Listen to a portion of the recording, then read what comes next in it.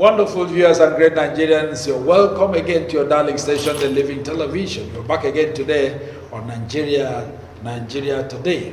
In Nigeria Today, we, unlike before, we are going to go to a personality profile, an Abian who has contributed his quota in the field of industry and also politically.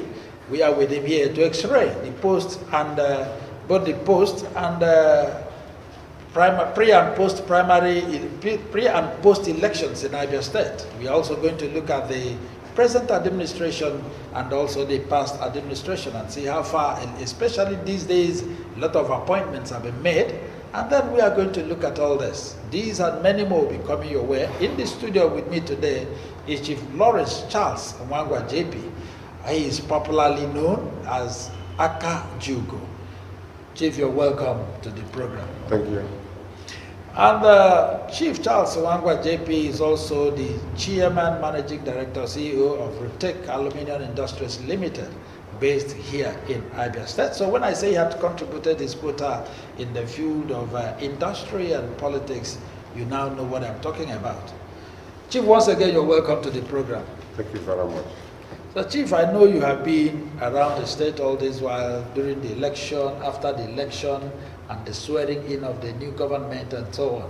So please, from your wealth of knowledge, Abians will want to know from you, between the period of election and the time of swearing in, what has been your experience? The election to me went accordingly and as predicted and forecast by me. Because everything, there's nothing that happened both before that time and now that is a surprise to me.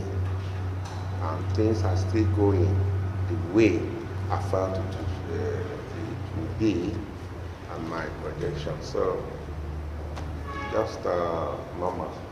Okay, sir. If you are asked to assess within this a month and of OT's stay in government with the past administration, what would you have to say? Yeah, OT in the circumstance of what he met on the ground and what he's been doing should be commended. I would have taken the same step, because what happened was, it was not just a change of a government or an administration or one party to the other. It was a change of a dynasty that has been in existence for 24 years. So this dynasty started their things, their system, handing baton to one another. In fact, even the former governor, Dr. Vito Kezipaza, should not even be blamed, because he needed to be a radical, somebody in the class of Alex Oti or Ketia Menika or something, to have been able to change that system. He couldn't even have changed the system he made, because it was in a structure and in a system. And what happened? As these people were living, my father says that the white man, if he wants to leave the table, he will defecate on the table, so that when the other man comes, he will have to clean it. You know, when they defecate on a desk in an office and leave the office, they put treat and everything. Once you open the office, you might even be sent away by the stench. So you have to be courageous of clean the mess. After cleaning the mess, then fumigate the place, get that fumigate and make it habitable for someone, a new person to come in. I think that's what they've been doing. And like I told you, OT is came in with a paradigm change, a change of things, everything. Because they found out, and of course you know, there was not a proper handover. You know? So as they came in, they have to just find out there was no structure in place. Nothing was institutionalized. So it's like starting from the beginning. So he has to take some radical steps at this moment to get things done. Okay, recently, the moment a lot of people are saying, though you said something about radicalism, But a lot of other people are saying what the present administration is doing as witch hunting the political party that just left office, that is the PDP, considering the removal of all the permanent secretaries and so on. And so what's your take on that? In other states, it's even worse. Oti has even been gentleman enough. Yes, you see, these people, the whole thing was just a bag of rotten apples that you have to search and see if you can find one or two apples. You know, not completely rotten. You could even cut one side and use. Which ministry was running a proper, like a ministry, like the way we used to know civil service? Almost everything was done on ad hoc. So to trace some even fights is even so difficult. And for it to do this, they have to give way. They just have to give way. Okay, sir. There is this saying that soldier goes, soldier comes, barrack remains, and every civil servant is seen as an obedient servant. Don't you think that what happened, assuming they were all bad, what happened was as a result of the government in power, that if Oti had as well brought out his own style and system, that this other staff will also take it over, just like the permanent secretaries, and that they would have also obeyed the system. You see, this thing is triangular. I told you of a dynasty, of a system that has been in place for 24 years. Some of them started on that system, employed on that system. The average civil servant spent 30 to 35 years, because it's either when you're 60 years or when you're 35, which one comes first? So 24 years out of 35 years. Some retired there, some came new there. So what they've been used, how to do, the way they do things, which was not proper. Yeah. So definitely he can't. Most of them have been engraved. Most of them don't know, have not even seen things done properly before. They've not even witnessed proper space before. It's just like Aba here. Nobody has seen one way in Aba here. Nobody has seen a lot of things. So many issues that borders on effective governance and micro governance. People do anyhow. You can even go to Asarud, go to the center of that road, put your kiosk, and maybe settle the chief arbor there, he protects you. A lot of people don't know that things can be done well. They are used to that kind of system. You see, impunity and mediocrity has been institutionalized. And in my dialect, they say, if impunity and becomes, when it stays long, it becomes a tradition. Okay, recently you've heard about the appointments made here and there. Those who are not favored, their tongues are wagging, and so on. So what would you say about the appointment recently? Others are saying that, in fact, foreigners are even employed to come and work in Abia State for now. So what's your take on that? There are 2 or 3 sets of appointments. There is the ones that are constitutional, like commissioners. It has to pick one from every local government. We have 17 local governments. And Oti appointed 19 commissioners. Each local government got one, and 2 extra ones which you can pick from anyone. Nobody has fought it. No local government has come to say nobody from our local government was selected or made a local government was made a commissioner. Outside that, it's within his description to people he feels he will translate his vision, his ideas, pick them, take local. You see, like I told you, Abia is starting on a new era, on a new, not just handing all we've been having is the same set of systems, same set of public, handing over to one another. They just on auto run, they continue on auto run, autopilot. If PDP had worked, we would have still been the same thing. Nothing would have still changed. So Oti, for the first 2 years, needs, if I were the governor, I would go to seek emergency powers from the House of Assembly. He needs technocrats to change things, at least for the first 2 years.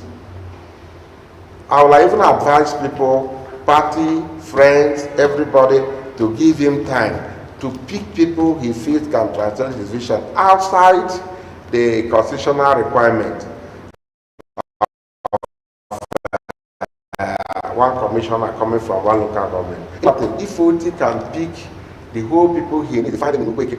He finds them in Uyekwe. Let him use them. He finds them nowhere. Let him use them. Well, sir, don't you think that would translate to marginalization? Which marginalization? When a particular set of people dominates the Which set of people? Does anybody have proof that it is all his brothers or cousins are there? Nobody can give you proof. His appointment has spread. It was just like the recent appointment released. Out of the 30 people appointed, special advisors, chief executive of parastatals, and senior special assistant, Obiangwe alone got 3 people.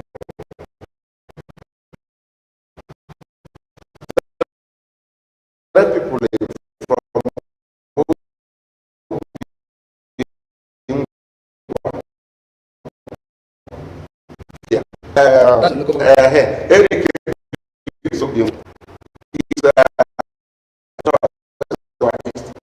and then the head of the comments also, Uche Kojuku's Edinburgh. Out of 30 people appointed, Obiangwe had 10%. One local government had 10%, and that's 1/17. Instead of 1/17, they had 10 out of 30, 3 out of 30. So will you now accuse him now that he's favoring Obiangwe people, and he will still give more people positions? So if you are done it to Isha Langwasa, you will say, or if I done it to Maya not, or Aaron, people will say. So let the person come with the facts. Okay, sir. Now talking about the Abia government, shortly before he took over office, he promised that the civil servants will be paid every on before the 8th of every month. Even as we speak, a lot of civil servants are complaining that they have not received theirs, while a particular section have received.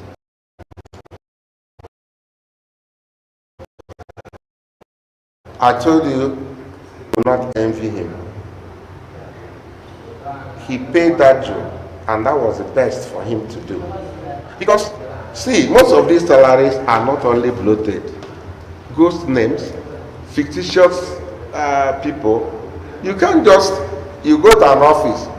The former governor, once I met himself, told me, lamented, that in a place that had desk for less than 5 people, that almost 300 people were sitting there, that there is no, even if they ask what people employed in that department, they won't even have space to stand. They can't even enter. He gave somebody a waiver, employ 5 people, they employ 150. And some of all this is, you know, one thing is having a political will. Because of certain circumstances, he you know, will not know himself. Okay, sir. Talking about that appointment and so on, you've, in fact, you've done enough in, do I say, exonerating him from the blames of the people and the criticisms, you know, that are going around town. Recently, a group of men, they called themselves an association, Root, and said that OT should resign because of the level of security that has set into 25th day of June. About 30 men alleged to be Fulani herdsmen attacked the vehicle in that Olaru junction, and then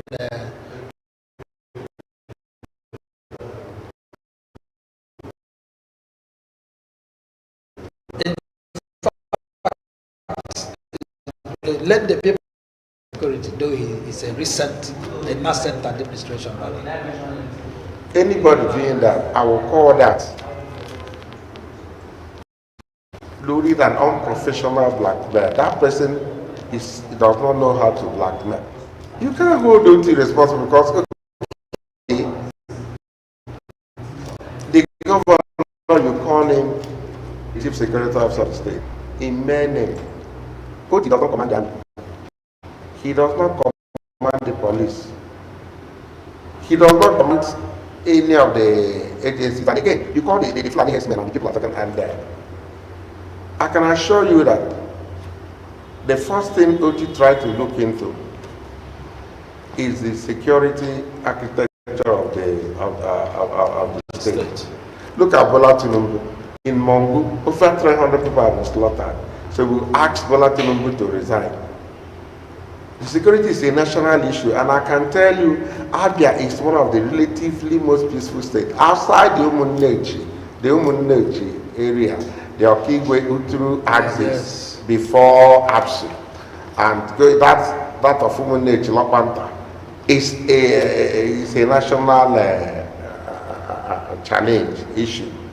So Abia is relatively peaceful. I can tell you, you can drive to the 4 hours from Omahia down to Ikorakpenu, come back through Ikorakpenu Road, come back there, go to Kwa, and come back, go to the Azumri and come back, go all around and come back, go to Obingo. Obingo is about the most peaceful you have. So that is not even an issue to call OT for. That person is just what I would call a baby blackmailer who does not know how to go about it. Okay, Chief, the youths of Umunnochi are calling for the removal of that cattle market in Aleru, and also that the soldiers there that are stationed in that place, that army checkpoint, that is giving aid to these Fulani herdsmen. Don't you think that OT has the right to either call the state, the federal government to remove them and change them for something better? Since, remember the testimony of the bishop that was also kidnapped around that area? That was before.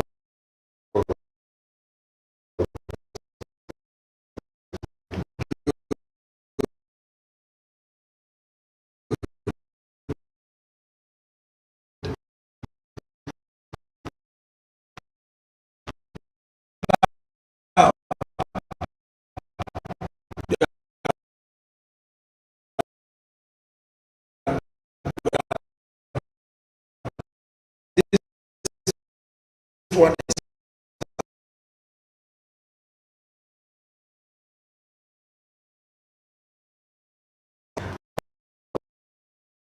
did that. So that was using that to look for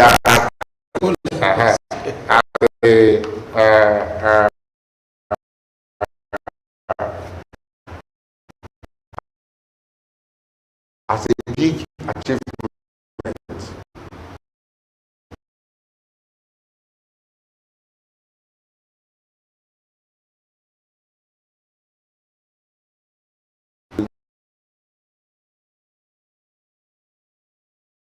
Only that.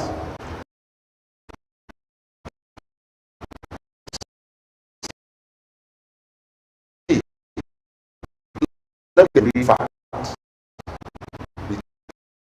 between me and you.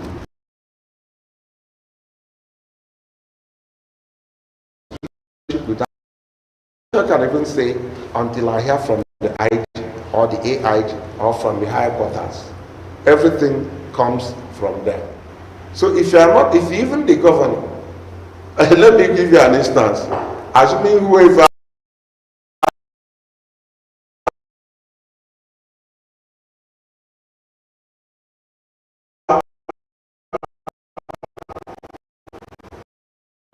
whoever is vigilantes, you will need power, you need the police to supervise them, and you will need to buy them. They can't carry sophisticated weapons. They carry highest they can carry some coming. Even pump action self.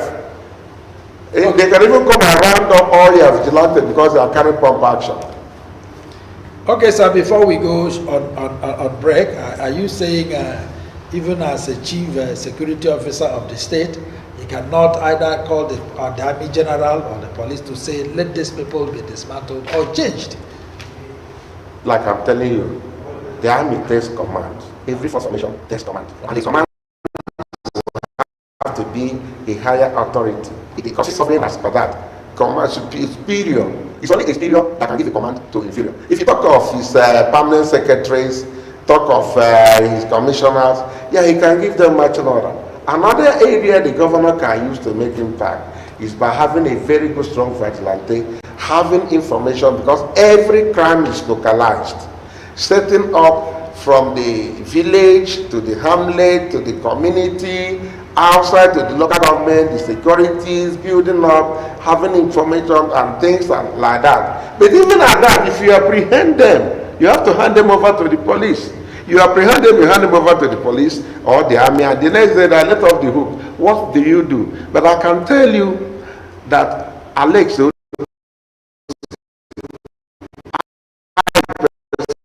also make some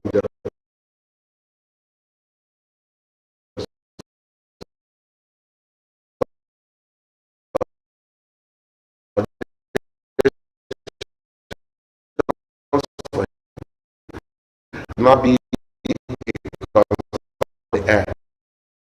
plant on insecurity on Obiungwa.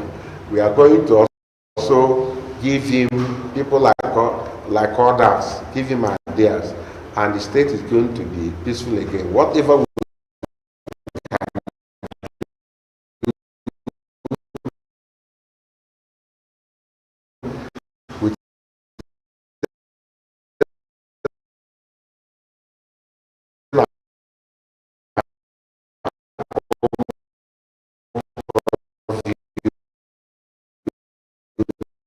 then going to do.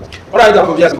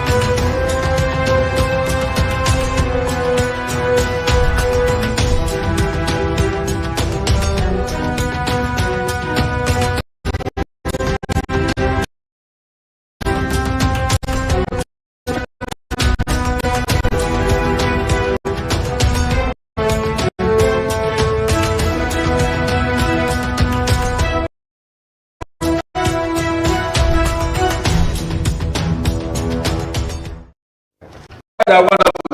I'm happy you're still there. Remember, today we are having Chief Charles Lawrence Charles JP, the Akajugu, one of Land and Abia State.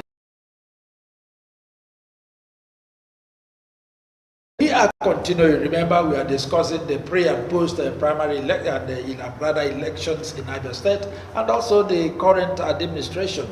How far and what is on ground. That's exactly what we are doing here today. And I'm glad you're there. The phone lines are now open. You can call us on 091-682-84994. I take it again, 091-682-84994. You can tell us, drop your comments or ask questions based on the topic we are discussing. All right, Chief Wangwa, we thank you for the time that you're spending with us. Moving ahead, sir, considering the industrial nature of this state, and then from all discussions, it looks as if you're very close to this government in power and as a stakeholder as well. Now, if you look from Osisioma Junction down to almost where they have a boundary with Isialamba, there were companies and industries, but today they are moribund. Even when you talk about textile, this other one, equitable, international equitable, and so on, all these industries are moribund. Do you think the government has any plan to ensure? You are an industrialist and yours is still working. So do you think that this government has any plan to make sure to give a rebate to most of these moribund industries and companies? Thank you. One thing with OT, one thing we are lucky to have OT is that OT came from the organized private sector. OT's business all his life has been to deal with businessmen, industrialists. He knows their financial needs, because by the time you go to a bank, you want to collect money. The bank will want to know what you're going to do with the money. We want to know your problems. So you analyze. So OT knows the problem every business has in Nigeria. Why? Because definitely he must have given money while in the bank to some people who were not able to pay. They were not able to pay, not because they were unwilling to pay, but because of circumstances making them not to pay. So these impediments, he knows it. He is going to agenda and Abia State, the industrial Abia State of industry. Look at his friends. The industrialists, most of his friends are mostly industrialists. People in the practical sector of the economy. If you see, those businesses are moribund because of lack of political will, sincerity, and everything. And one thing different from OT and others is this. In the previous administrations, you were given appointments as compensation. Like now, they can say, oh, St. Moses, your media house supported us, give us somebody for appointment. St. Moses can even look for a cleaner who is very, very loyal subservient to him, yes. Or to settle his old steward going on retirement and say, okay, I give you Mr. Wankwo Tech. Then you give that person Wankwo, you are going there, this is their retirement benefit, don't expect or whatever you get. But OT is not like that. If you want OT to appoint anybody, bring the person's CV. OT will study it, do his due diligence. He works 24 hours. It's not like governor. He will go himself. He will look at it. Then he confirms this person can do. Then he gives him an appointment. You are given an appointment to work, not to better yourself. And not that you go hungry. People who work for OT don't go hungry. They are well fed. They don't look haggard. But you have to do that work first. So because of that, the industries, we lost some industries there because the government was not only supportive but insincere. Like our land, Nigerian breweries would have had their major industry, the one they had at Eke, somewhere in Anambra, which is not even doing well enough, would have been here. The one they had in Nightmare would have been here. But I'm telling you that if OT, his administration, sees slightest opening of opportunity, we are going to grab it. So the industries will change. About the power, Aba is going to have one of the best power structures. And about the roads, which finished us. Why have they not done this Aba access to Port Harcourt? They did the others. It needs lobbying. It needs talking to the people at the center. They release funds. The problem Aba has is that, because look, Aba is a town that is equidistant. Aba is equidistant. It's a town sitting on the center. Equidistant to Were, Omahia, Ikorokwene, Port Harcourt. So almost the same distance they reach. So they converge. So there's a convergence. Now instead of the convergence, we have divergence from Aba. So this cannot go well. And I'm telling you now, OT is trying to make the connections now. Once we strengthen like that, our members in National Assembly, they put a motion. Both James Osibe and both Senator Darlington, all of them are saying the same thing. Linking Omahia with Ikorokwene, linking Aba with Ikorokwene, linking Aba with Port Harcourt. Then with our assembly, when they do those things, you see things will go by itself. And I know very soon, the security checkpoints, handles of security, it will be addressed. Because the first thing Dr. Alex Otiafar did was, they sent him a commissioner of police. And that commissioner of police knows the problem Aba is having. And we can see, since Oti came, you will see a change. Okay. Okay, sir. Now, there was a statement you made here, and it is in line with this morning's news, that Oti said he's not going to compensate anybody as a result of give a political compensation simply because you worked with him, and then because of that, he gives that compensation. Now, sir, if you are looking at that, what do you think? Because whosoever that had supported a particular politician has one thing or the other in mind. If these people are aligned in the name of appointment and so on, what do you think happens to his re-election when the time comes? So far, I don't see the sidelining. Let me give you an instance. Let me start, Bukola, let me start from my own ward, and my own local government, and my own state constituency. Dr. Eric Achegwibe, who was just announced as Senior Special Assistant on Budget and Planning, is a fellow of Chartered Institute of Accountants. He's a fellow of the Institute of Taxation. He worked in an oil company in Budget and Finance Department, planning, finance, projecting, and he put him in that way. Eric Egwibe was part of the campaign team, campaign council, worked in the campaign. George, he made special assistant to, even walk up to the election day that they almost killed him. He left there on bandages and took some days to recover. He's been given, I'm telling you, those people were given, if you're competent and have what it takes and ready to share Dr. Alex Oti's vision, it becomes a fillip, it becomes an addition, value added to your participation in the campaign. You can't come maybe from PDP, you jam, because you know politics, you get anything, you jump the bandwagon, hey, the boat to go and labor, you come there, and your track record is not anything to write about. A time will come for that. There will be a lot of opening. There will be some board appointments. There are some appointments government will have honorable to compensate you or keep you honor. You are just there.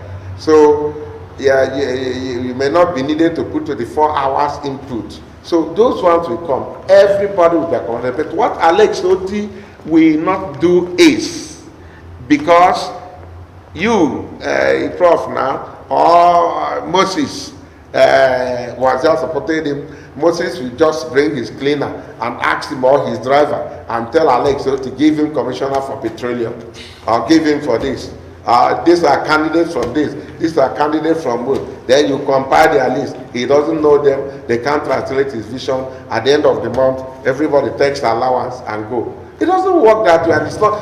See, the main thing I told him myself and said, my happiness is that we want end to impunity and mediocrity. Impunity is guinea game. So that is it. Okay, sir. Before we go, you talked about some of the impediments on most of these moribund companies and so on. Why they are no more, why they are no more existing right now, and that one, lack of government interest in their businesses and so on. So, sir, how have you survived within this period as an industrialist? Yeah, to be honest, I'm somebody. I'm a survivalist. I do things when things are so hard. I get my own buckets filled when there is scarcity of water and when there is drought. So I'm used to working that way. So it means nothing to me. Like for instance, I don't believe any human being is difficult or is soft. So I love challenges. I started building my factory during the time of the COVID, at the height of COVID. I built it in COVID. The machineries are all that. Shipping cost doubled from $7,000 to $15,000, $16,000, even $20,000. I pressed it. I faced the challenges. During that time when we did the industry, the former governor saw it, and what we were building was even closer. He passes there every day. He passed there every day. To be honest, I did not go to the government for anything or for any application or anything, and I did not get encouragement. So we went through COVID, did our marketing. We've been going on our staff. we try to employ staff even more than necessary, because I recognize that, because I did it to create a presence and for other people in the diaspora to know that our place is safe. I live in my village. I don't live in the city. Every day I leave from my house in the village to my factory, and I go to the village. So a lot of friends who are even abroad, I've been living in my village for more 12 years now. Since 2011 till now, I've lived in my village. Anywhere I go, I live in my village. I feel more comfortable in my village. I feel more secure there. So other people too follow the trend to come to the village. So okay, sir. We have to. Okay, sir. Before we go for the day, I really want to. You've had the crisis in the Abia State, the 8th Assembly, the crisis in our state assembly today, and that the PDP that I number, they are supposed to be the majority, YPP 2 and APC 1, and then the PDP 11, then Labour Party 10.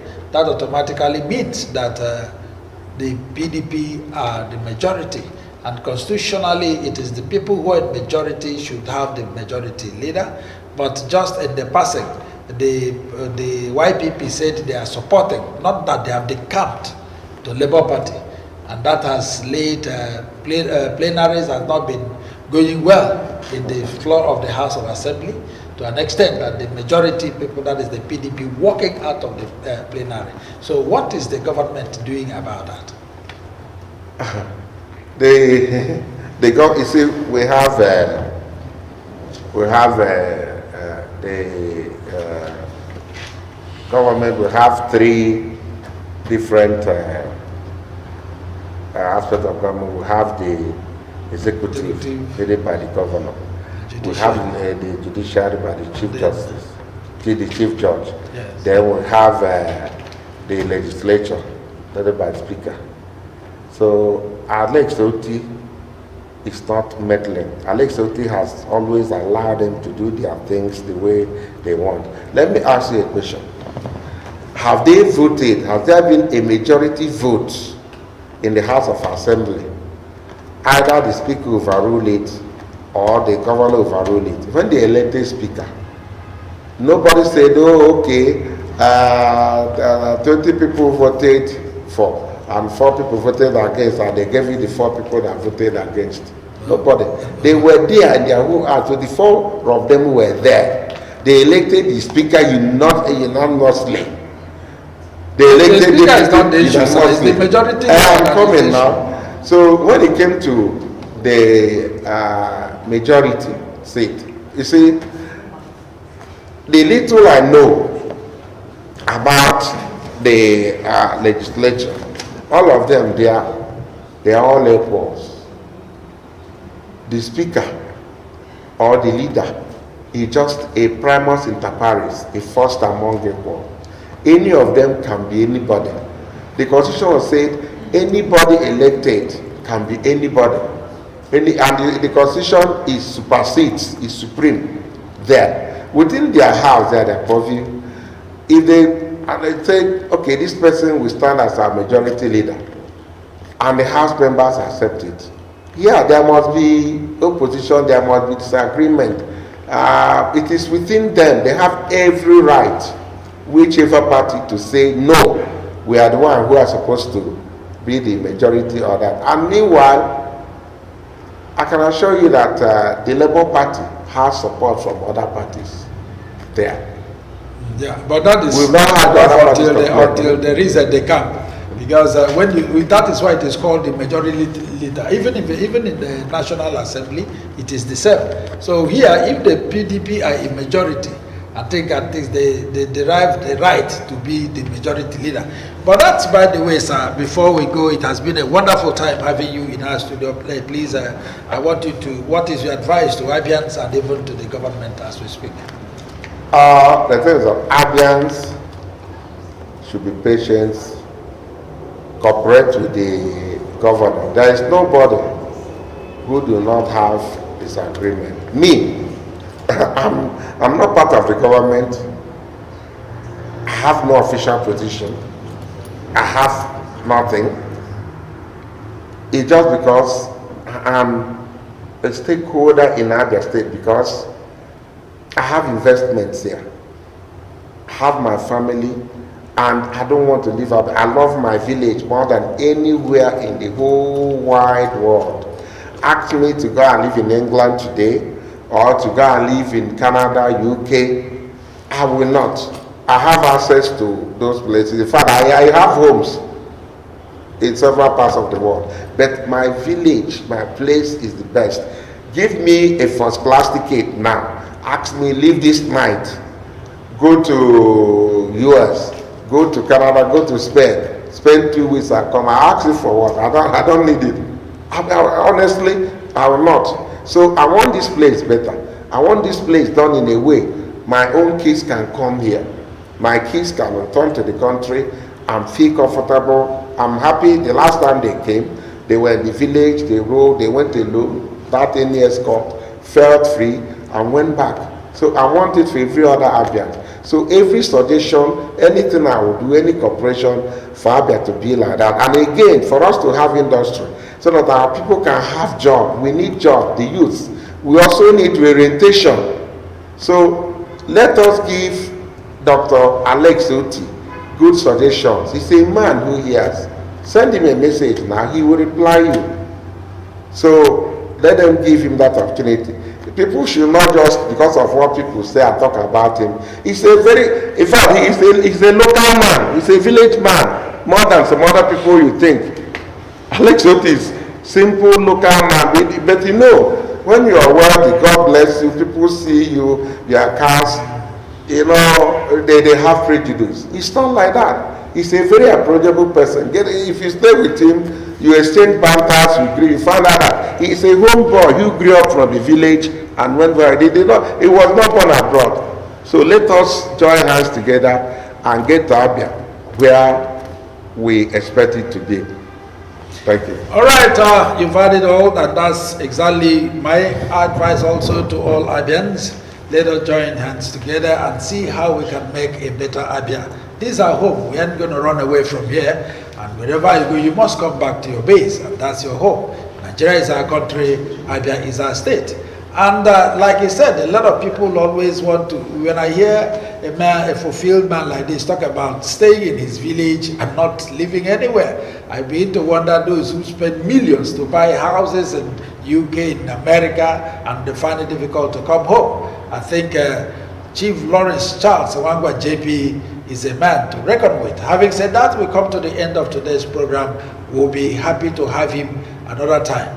And Chief Charles Wangwa JP, we're happy to have you today. Thank you very much. Thank you for coming, sir. And this is your command, Chinedum Adiele, signing off. Keep petted with us and keep watching Living TV. Bye for now.